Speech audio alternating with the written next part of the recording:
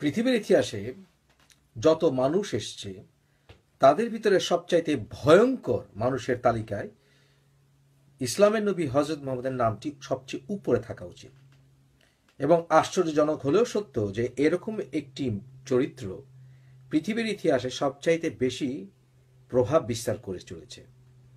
এটার মূল কারণ হচ্ছে যে তার চরিত্র সম্পর্কে খোদ মুসলমানরাই জানে না, আর যারা জানে তারা হয় নিজেরা মৌলবাদী হয়ে যায় অথবা সন্ত্রাসী হয়ে যায়, অথবা যারা এই ক্যারেক্টারকে অনুসরণ করতে চায় তারা ধর্মান্ধ হয়ে যায়।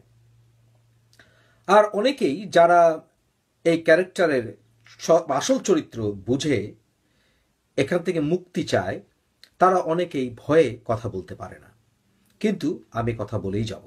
কারণ সময় এসছে আজকে এই একবিংশ শতাব্দীতে এই চরিত্রের মুখোশ উন্মোচন করে দেওয়া।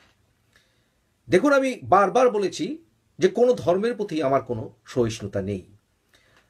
যীশুখ্রিস্ট মানুষকে মৃত থেকে জীবিত করেছিলেন, এটা বিশ্বাস করার, এরকম ভাওতাবাজিকে বিশ্বাস করার কোনো কারণ থাকতে পারে না। তবে যীশুখ্রিস্ট কখনো যেই কাজগুলো মুহাম্মদ করেছিল তা করেনি। মুহাম্মদ মানুষকে নির্বিচারে হত্যা করেছিল, মুহাম্মদ দাসীদেরকে ধর্ষণ করেছিল, যুদ্ধবন্দী এমনকি বিবাহিতা নারীদেরকে ধর্ষণ করেছিল। কি চমকে উঠছেন? কানে আঙুল উঠতে যাচ্ছে? কি মনে হচ্ছে আমাকে গালি দেবেন? কি মনে হচ্ছে সব মিথ্যা, ব্রেইন ওয়াশ, মগজ ধোলাই, পাগলামি কথাবার্তা, শয়তানের কাজ? মনে হতেই পারে যখন আপনি নিজে এই ধর্ম সম্বন্ধে কিছুই জানেন না, কিচ্ছু জানেন না। আপনারা যারা এই ভিডিওটি দেখছেন তারা যদি নিজেদেরকে মুসলমান দাবি করে থাকে, আমি নিশ্চিত আপনারা 90%ই হাদিস এবং কোরআনের সম্পর্কে কিছুই জানেন না। কিছু সূরা ওলাতে পারেন, কয়েকটির অর্থ জানেন, এমনকি পুরো কোরআন তো পড়েননি। আর যদি পড়ে থাকেন তাহলে কোন আয়াত কবে নাজিল হয়েছে, কি প্রেক্ষিতে নাজিল হয়েছে, এগুলো কিছুই জানেন না। বেশিরভাগই আপনারা 90%ই যারা এই ভিডিও দেখছেন। এবং মুহাম্মদের চরিত্র সম্পর্কে তো হাদিস পড়ার অর্থই হয় না, কারণ জানেনই না, বোঝেনি না। রেখে দিয়েছেন এগুলো মুফতি মাওলানা ওদের হাতে। এবং এই কারণেই মুফতি মাওলানারা আপনাদের সুযোগে, তারা আপনাদের অজ্ঞতার সুযোগে তারা সন্ত্রাসী তৈরি করে চলেছে, চরমপন্থী তৈরি করে চলেছে, পৃথিবীতে শান্তি বিঘ্নিত করে চলেছে। যখনই ইসলামের কথা, ইসলামের সমালোচনা করবেন তখনই আপনাকে ফিলিস্তিনের দিকে ইঙ্গিত করা হয়, ইসরায়েলের দিকে ইঙ্গিত করা হয়। আমি বারবার বলেছি আমি ফিলিস্তিনিদের স্বাধীনতার পক্ষে, আমি টু স্টেট সলিউশনের পক্ষে।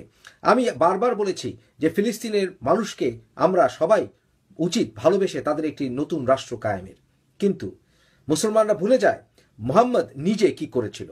মুহাম্মদ নিজে মক্কা থেকে মদিনায় এসে সে বনু নাদির, বনু কুরাইজা এবং বনু কুরাইকা সহ ইহুদি সকল গোত্রকে উৎখাত করেছিল তাদেরই জায়গা থেকে, যে ইহুদিরা তাকে দাওয়াত করে নিয়েছিল তাদের সমস্যা সমাধানের জন্য। এবং মুহাম্মদের চরিত্র কত বর্বর হতে পারে তা কিনানা হত্যার ভিতর থেকেই প্রমাণিত। একটি মানুষকে তার সম্পদ, তার গোত্রের সম্পদ কোথায় লুকিয়ে রাখা হয়েছে এ কথা আদায়ের জন্য তার বুকের ভিতরে আগুন জেলে লোহা দিয়ে সেটা খুঁচিয়ে খুঁচিয়ে কথা আদায় করার যে মানসিকতা কারোর মধ্যে থাকতে পারে, সে আর যাই হোক, সে নবী দাবি করতে পারে না। এরকম মানুষকে, গণখুনিকে অবশ্যই উচিত জেনোসাইডের জন্য বিচার করা। এবং আজকে এই লোকটি জীবিত থাকলে হয়তোবা তাকে শত শতবার শুলে ঝোলানো হতো। এই ধর্মের বিরুদ্ধে কথা বললেই মানুষকে খুন করা হয়, এবং যখন এই ধর্মে তারা ডাকে তখন আল্লাহু আকবার বলে এবং ডাকে 10 বার করে, আসুন সত্যের দিকে আসুন, সাফল্যের দিকে আসুন। এই ধর্মে স্বাধীনতা বলতে কিচ্ছু নেই। আপনি যখন এই ধর্ম গ্রহণ করবেন না, যখন আপনি মুসলমান সাম্রাজ্যে থাকবেন, তখন ইসলাম রাষ্ট্র ধর্মর নামে আপনার উপরে আসলে জিজিয়া কর চাপানোর পরিকল্পনা চলছে। কারণ কোরআন 9 নম্বর সূরার 29 নম্বর আয়াতে বলে যে যারা কিতাবী তাদের উপরে জিজিয়া কর আরোপ করতে হবে, এবং যারা কিতাবী নয় তাদেরকে রাজ্য থেকে বহিষ্কার করতে হবে। হিন্দু হোক, বৌদ্ধ হোক, বহিষ্কার করতে হবে। এবং তার প্রমাণস্বরূপ মুহাম্মদ মৃত্যুর আগে বলে গিয়েছিল যে পেগানদের যেন আরব থেকে বিতাড়িত করা হয় শুধুমাত্র তাদের বিশ্বাসের কারণে। এই মোহাম্মদ নাকি শিশু এবং নারীদের হত্যার বিরুদ্ধে ছিল যুদ্ধের সময়ও। অথচ বুখারী শরীফের হাদিসের মতে যখন মুসলমানরা বলল মধ্যরাতে যদি পেইগানদেরকে আক্রমণ করা হয় তাহলে সেখানে নারী শিশুরা মারা পড়তে পারে, মোহাম্মদ বলেছিল যে তারা তাদেরই সন্তান, সেই নাফরমান কাফেরদেরই সন্তান, সুতরাং কোনো কিছু আসা যায় না, আক্রমণ চালাও। এবং রাতের অন্ধকারে উবায়াকে ডেকে মিথ্যা কথা বলে তাকে হত্যা করা হয়েছিল, কারণ মুহাম্মদের বিরুদ্ধে সে কবিতা লিখেছিল। এবং এটা একটি নবীর হুকুমেই হয়েছিল, মিথ্যা যা প্রয়োজন তা বলা যায়। এবং এই মুহাম্মদের চরিত্র, সে গিফট পেয়েছিল, দাসীর গিফট। মারিয়াম নামে একটি দাসীকে সে সেই ইজিপ্টের শাসকের কাছ থেকে উপঢৌকন হিসাবে, উপহার হিসাবে পেয়েছিল। এই দাসীর কোনো অধিকার ছিল না মুহাম্মদকে না বলার, মাত্র টিনেজার একটি মেয়ে। মুহাম্মদ তখন বুড়া, তখন এই বুড়া তাকে রাত দিন তার সাথে সেক্স করত এবং সে মৃত্যুর আগে তাকে একটি পুত্র সন্তান দিয়েছিল, যে পুত্র সন্তান ইব্রাহিম বাঁচেনি, কারণ মুহাম্মদের শরীরে প্রায় 4 বছর বিষক্রিয়া কাজ করত। বিশ্বাস হয় না? চমকে উঠছেন? ইতিহাস পড়ুন, হাদিস পড়ুন, না না কোনো বানোয়াট হাদিস নয়, চমকে উঠবেন না। বুখারী পড়ুন, মুসলিম পড়ুন, তিরমিজি পড়ুন, ইসলামের সবচাইতে প্রাচীনতম ইতিহাস ইসলামিক গবেষক ঐতিহাসিক ইবন সাদ পড়ুন, পড়ে দেখুন। তারা সবাই এক বাক্যে বলে যে মুহাম্মদকে বিষ খাওয়ানো হয়েছিল। এবং ইহুদি নারী বলেছিল, তুমি আমার পুরো গোত্রকে হত্যা করেছ, আমার মা, আমার বাবা, আমার আত্মীয় স্বজনকে তুমি হত্যা করেছো, তুমি যদি নবী হয়ে থাকো এ বিষ খেয়ে তুমি বেঁচে থাকবে, আর যদি নবী না হও তুমি বিষ খেয়ে মারা যাবে। মুহাম্মদ বলেছিল আমি মরবো না, কিন্তু মৃত্যুর আগের মুহূর্ত পর্যন্ত তার শরীরে বিষক্রিয়া কাজ করেছিল। সে বিষে আক্রান্ত হয়ে চিৎকার করত যে হে আত্মা, তুমি কেন আমার কাছ থেকে বের হয়ে যাও না।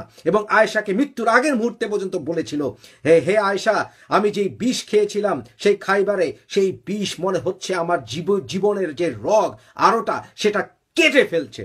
এবং কোরআনের 69 নম্বর সূরার 43 থেকে 47 নম্বর আয়াত যদি সাহস থাকে পড়ে দেখুন, সেখানে বলছে যে মুহাম্মদ যদি মিথ্যা কথা বলে থাকে তাহলে তার জীবনের রগ আমি কেটে দেব। এবং মুহাম্মদের জীবনের শেষ কথা ছিল, আমার জীবনের রগ মনে হচ্ছে ওই বিষক্রিয়ায় কেটে যাচ্ছে। এবং এই লেদ বিষক্রিয়া বহু বছর চলে, এটা বিজ্ঞানের প্রমাণিত সত্য। হজম করতে কষ্ট হচ্ছে। এই মুহাম্মদ সে যখন আরবরা মেয়েদেরকে ধরে নিয়ে আসলো, মেয়েদেরকে রক্ষা করা হতো যুদ্ধের সময়, কারণ তাদেরকে এথনিক ক্লিনজিং করা যায়, তাদের পেটে বাচ্চা পুড়ে দেওয়া যায়। এবং অনেক মুসলমানরা বলে যে সকল মেয়েদেরকে ছেড়ে দিলে তারা করবে কোথায়? আরে ছেড়ে দেন, স্বাধীন করে দেন, সে যেখানে যাক। যদি ফিরে আসতে চায় তাদের কর্মসংস্থান করুন, কিন্তু তাদেরকে সেক্স স্লেভ বানানোর কোনো অধিকার নেই। কোরআনে 33 নম্বর সূরার 50 নম্বর আয়াতে বাংলা অনুবাদে মুসলমানরা মিথ্যা রটনা করে, সেখানে ক্যাপটিভ বা যুদ্ধবন্দী শব্দটি বাংলা বেশিরভাগ কোরআন শরীফে লেখে না। ইংলিশ কোরআন শরীফে দেখুন, আরবিতে দেখুন যে হালাল যুদ্ধবন্দী মেয়েদের সঙ্গে সেক্স করা এবং হালাল বিবাহিত স্ত্রীদের সঙ্গে সেক্স করা।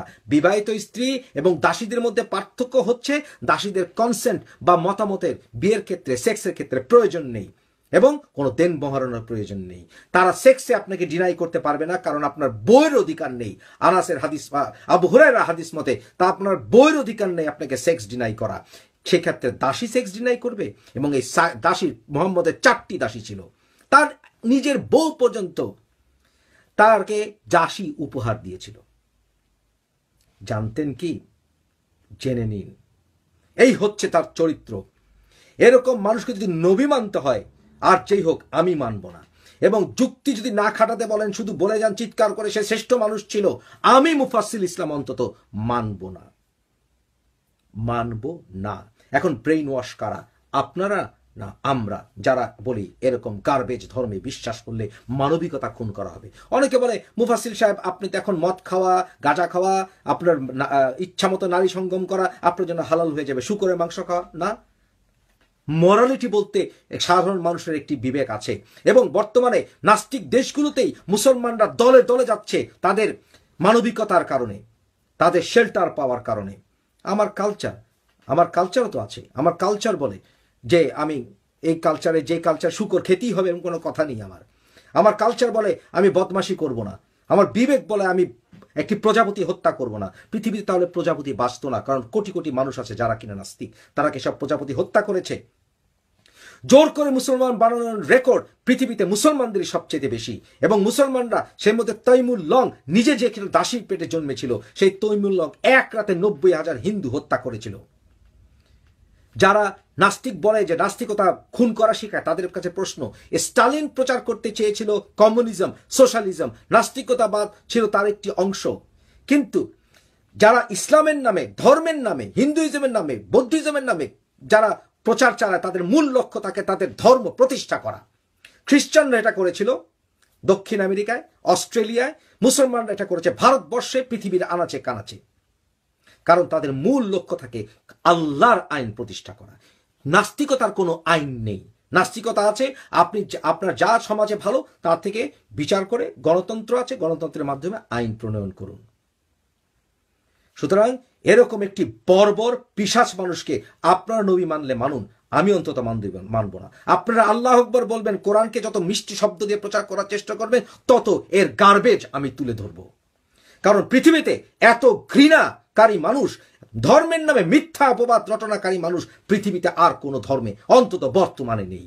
যারা জেনে শুনে টাবা ঘরের প্রোফাইল পিকচার রেখে মিথ্যা রটনা করে, যারা মানুষে মানুষে ঘৃণা প্রচার করে, যে মোহাম্মদ কোরআন শরীফে 5 নম্বর সূরার 13 নম্বর আয়াতে বলে পৃথিবীতে সমস্ত ইহুদিরা, সমস্ত ট্রেচারাস, শয়তান, এবং তাদের ভিতরে 2-1 জন ভালো মানুষ, এরকম ঘৃণা যারা ছড়ায়, যে মোহাম্মদ শাহী বুখারীতে বলে যে পৃথিবীতে এমন একটি সিচুয়েশন আসবে যেখানে কিনা পাথরের পিছনে শেষ ইহুদি থাকবে এবং পাথর বলবে একে খুন করো। এরকম জঘন্য কমিউনাল রিলিজিয়ন, ফ্যাসিস্ট রিলিজিয়নের অন্তত বিশ্বাস করার কোনো কারণ আমার নেই। আপনি যদি ইসলাম ধর্মে বিশ্বাস করে থাকেন, তাহলে কানে হয় তলু দিয়ে আছেন, নাহলে ঘোড়ার ডিম এই ধর্মের কিছুই জানেন না এবং বুঝেনও না, এবং নিজেকে এটা বোঝার করার চেষ্টা করার সাহসই আপনার নেই। আপনার সাহস নেই এই ধর্ম সম্বন্ধে জানা। একটি ফ্যাসিস্ট ধর্ম, যেই ধর্মের রাজা বাদশাহ সৌদি আরবের অ্যাম্বাসেডর আমেরিকায়, সে পর্যন্ত ছিল আসলে দাসীরই পুত্র। ওসামা বিন লাদেনের আপন কয়েক ভাই, তারা দাসীর পেটে জন্মেছিল। কি জানেন? কি জানেন? মোহাম্মদের নিজের দাসীর পেটে জন্ম দিয়েছিল ইব্রাহিমকে। কি জানেন?